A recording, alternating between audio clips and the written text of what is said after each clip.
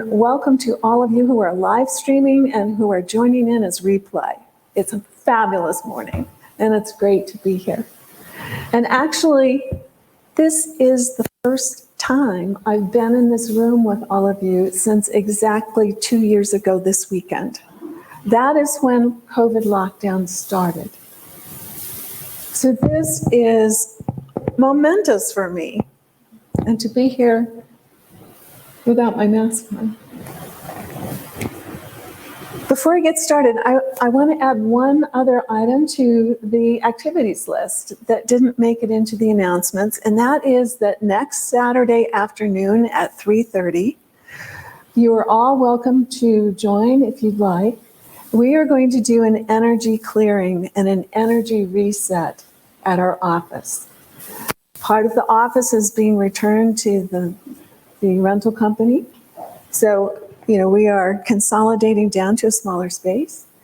But the part that is being given up is that part that has the longevity with this organization. It's the smaller side that we just took on several years ago. So anybody who would like to join, that's going to be going on next Saturday, 3:30 in the afternoon. So, excited to be back, excited to be here. And I love seeing all of your faces and all of you out there. I know who you are, and some of you are new, but welcome. Our hearts are open to you. So our theme for March is Lighten Up. And we can see on this glorious day, it's probably, I don't know what the camera's picking up because that's pretty bright and light out there. And the Centers for Spiritual Living theme for today is, excuse me, I have my mic here. I don't have to talk. I get to move. I'm not at home anymore. I get to move. The theme for today is humor and play as a way, and joy as a way of lightening up. And we are also at that point. Next Sunday is the spring equinox, that place of balance, physical realm of light and dark. And that return of that, we feel, right? Spring is already here. The snow is just a joke, right?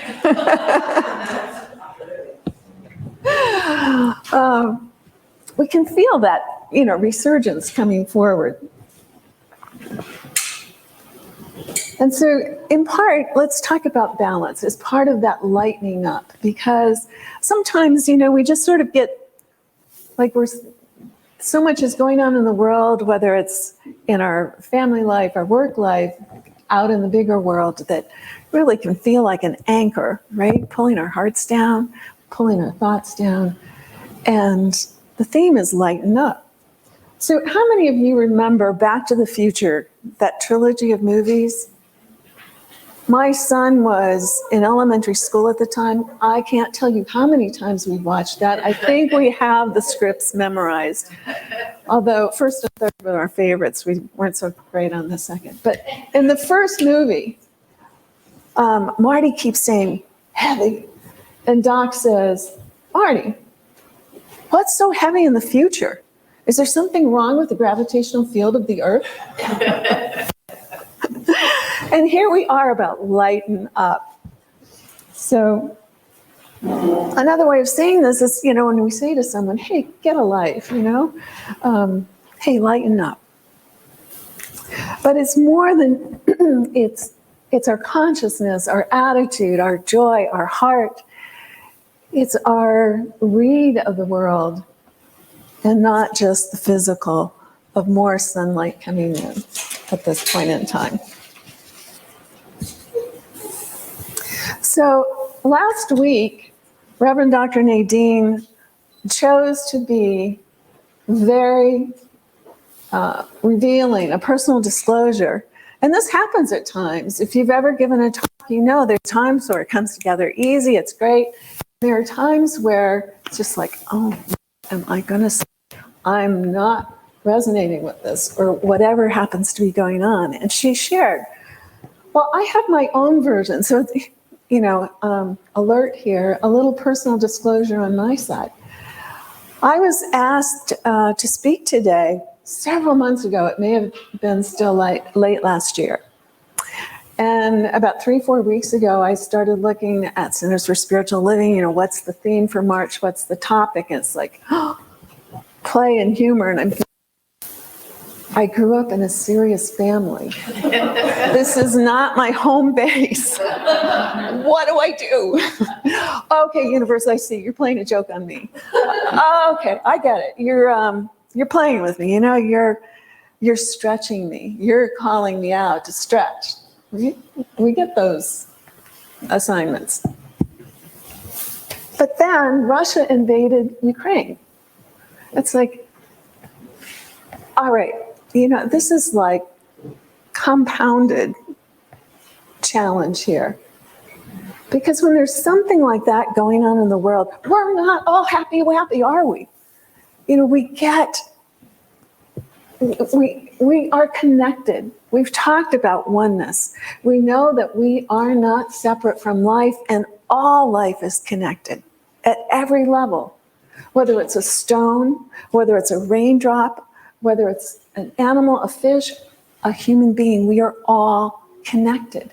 So thinking back to the Star Wars movies, I feel there's a disturbance in the field. We had that disturbance in the field, and it's been ongoing. It's been ratcheting up day by day, and I'm thinking, how do I do happy and humor? How do I do playful when that's the backdrop? And as Io and Claudette shared, we have slips in front of us where there are conflicts throughout the world, ongoing. And we're just not tuned in, but it is part of that resonant field that we are all in. So sometimes we're tuned in and we're feeling, let me show up for life in the planet. But sometimes it's hard to do that. How do we be in that lightened up higher consciousness to do that? Because when we are in a dire place, are we bringing our best to our spiritual practice, our intention, our prayers for the world, if we are with our heart on that anger? So we are called upon to lighten up. It doesn't mean we have to be irreverent or inappropriate, but it's part of our own self-care, self-healing, that brings us up so that we can be more present for the world. And in that regard, it's not like these two don't go together at all, like vinegar on a banana, you know? Pickle in your coffee.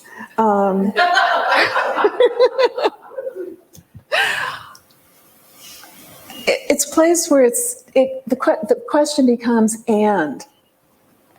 I'm accepting that there's infinite possibility. So what's the and here that we can move into? So also a tribute to, you had mentioned that we have centers on every continent. And Reverend Dr. Barbara Legere is one of our ministers who founded a center and a work in Ukraine. Now, earlier this week, CSL reached out to her and said, you know, what can you, being that close, that embedded in the culture and the country and what's going on there, can you help us out on something lighter we can say? And closer to the end of the week, she wrote out to the Ministers Forum and said, I'm sorry, I can't be there right now. And so in your prayers, please include her. Heart and soul, she is there. That has been her work. So let's put some of our light and love, divine energy, in support of her. And then on top of that, if it wasn't enough, a week and a half ago, somebody shared something with me. And I'm not naive, but you know, we all sort of, there's just a limit to how much we can have present. And in any situation, there's more than one story. And this was a different version of what may be going on between Russia and Ukraine. And it had to do with fossil fuel. And we know that fossil fuel has had some, it's like if we think of an octopus with 100 arms, those tentacles go a lot of places. And what touched me was if there's any truth to this, that part of this is, we know it's got some energy component to it because of that pipeline.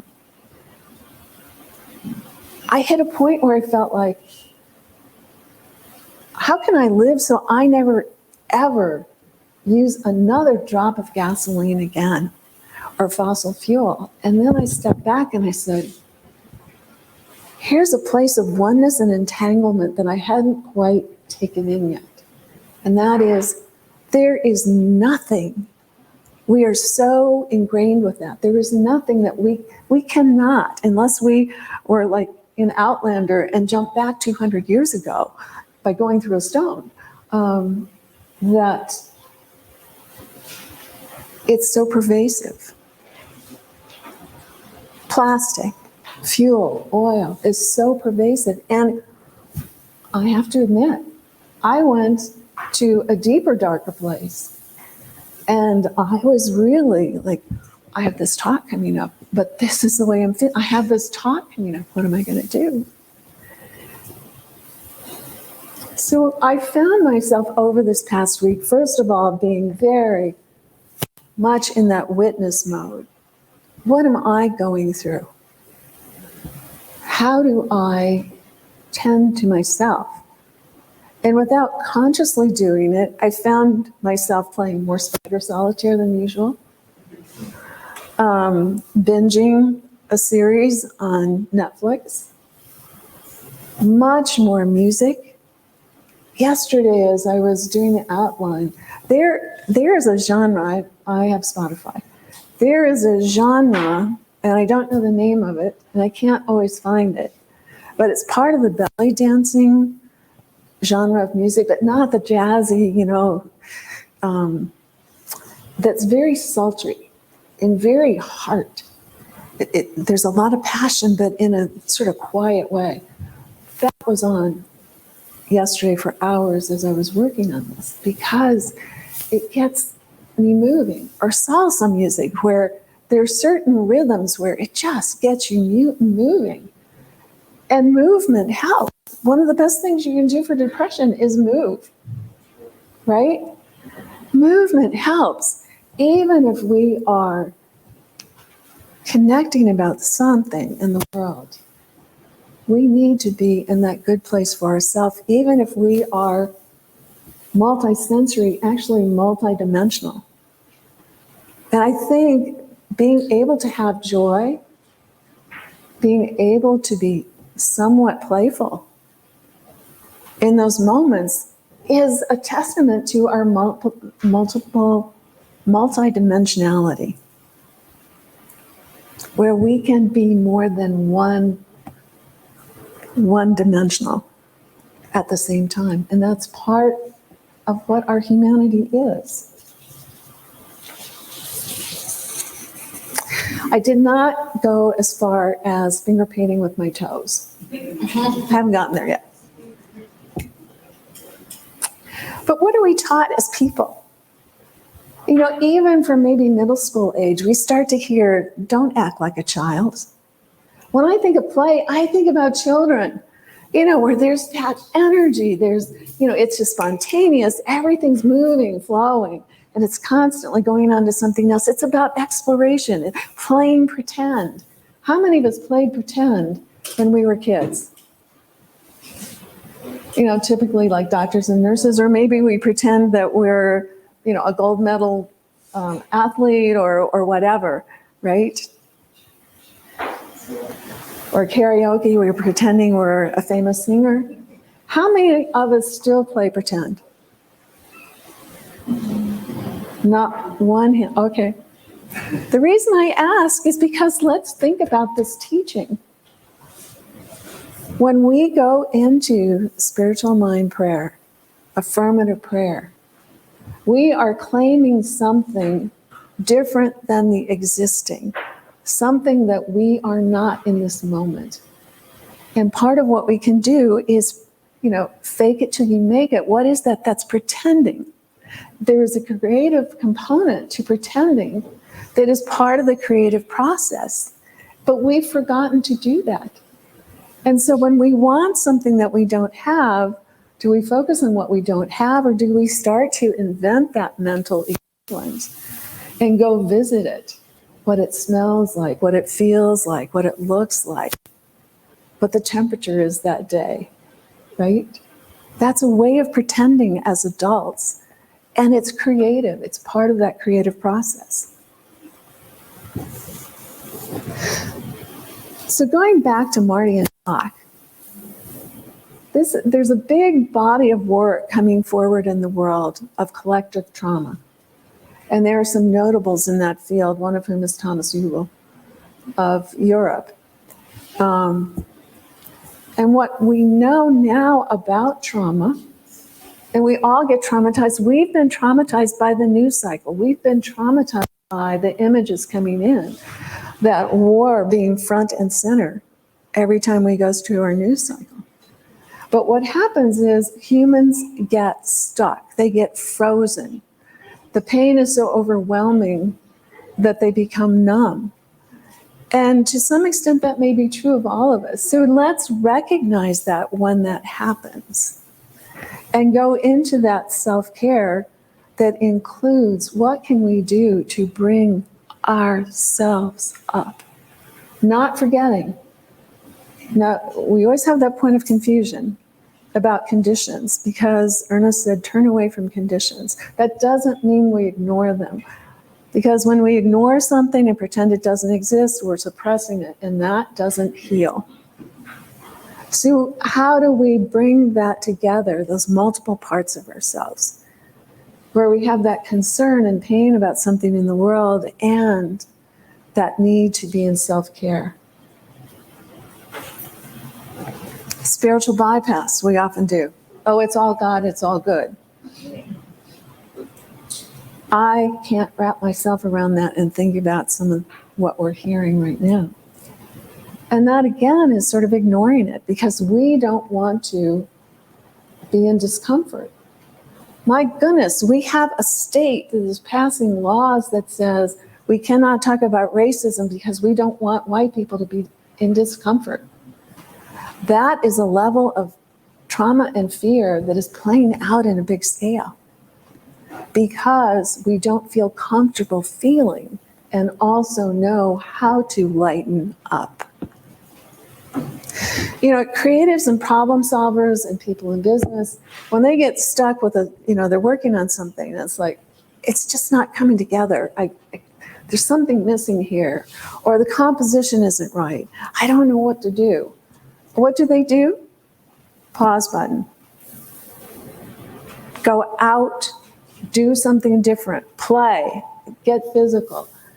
And what that does is it lets the brain let go of it, so that our our mind can be working with a solution while we're not, in the grasp of trying to make it happen. Play is essential to us. And as adults, we were told, oh, you don't want to act like a child. Be mature, be professional, be responsible. Where is there play and joy in any of that? Typically not, right? And so we have active, full lives that are drifting away to anxiety, and not so much that self-care that keeps us lightened up. So I'd like to introduce the idea of honoring play.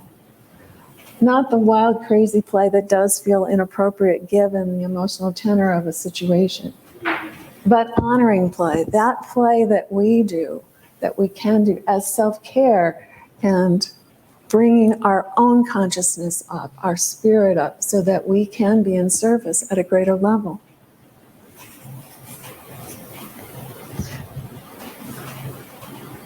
So I did take a peek to say, well, what is adult play?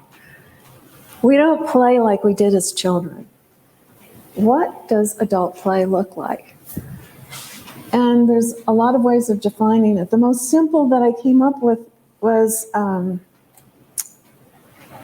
Jeff Harry, who is a play consultant to organizations and businesses and things like that.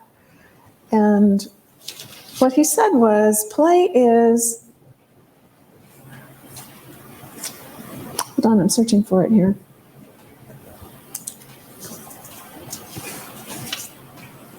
I'm missing a page. Play is anything we do for pleasure that has significant joy for us without a purpose. And I thought, wow, that is so simple. I guess I've been playing more than I realized. One of the examples he said was riding a bike. If you go out and ride a bike because you enjoy it, not because you're trying to lose 15 pounds, that's a purpose, right? Something you do because you have that purpose. But you do it just for the thrill of it. For me, it's the motion, the air. It can be knitting. It can be playing bridge. My mother belonged to 4 bridge clubs at the same time all her life. And I didn't think of her as a playful person, but working on this, I realized that was her play. It can be coloring. It can be all sorts of things. And so I realized I've been playing more than I realized. Putting on that music and dancing in my kitchen. Still a little cold for bike riding, but soon. And so I invite you to lighten up. Not because it's inappropriate given what's going on in the world, because it's self-care and it helps us be of service. And isn't that why we're here? Yes. Blessings all. Namaste.